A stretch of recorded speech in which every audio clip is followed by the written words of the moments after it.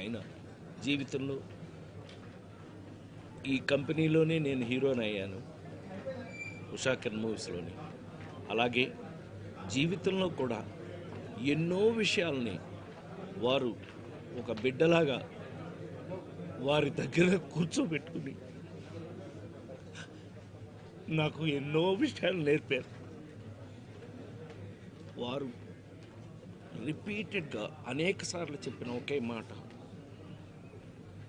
ప్రసాద్, నీకు గుర్తింపు లేని చోట నువ్వు వెళ్ళకు, నిన్ను ప్రేమించిన చోటకే నువ్వు వెళ్ళు అని ఎక్కువసార్లు చెప్పేవారు. అయ్యా అలాగండి, తప్పకుండా. ఈ రోజున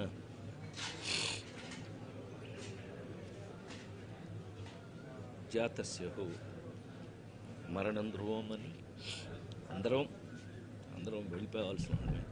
వాళ్ళ పెద్ద ఆయన ప్రేమగా పెద్ద ఆయన అని పిలుచుకునే శ్రీ రామోజీరావు గారు దైవ సన్నిధిలోకి వెళ్ళిన సందర్భంగా వారు నిజంగానే ఒక మాటని మాత్రం మనం గుర్తు చేసుకోవాలి. అంతటి మహానుభావుడు ఈ దరిద్రపు చెత్త రాజకీయాల వల్ల చివరికి మన క్షోభ అనుభవించి వెళ్ళారు. అది భగవంతుడు చూసుకుంటాడు, డెఫినెట్ చూసుకున్నాడు, భగవంతుడు చూసుకున్నాడు. కానీ ఆయన ఆ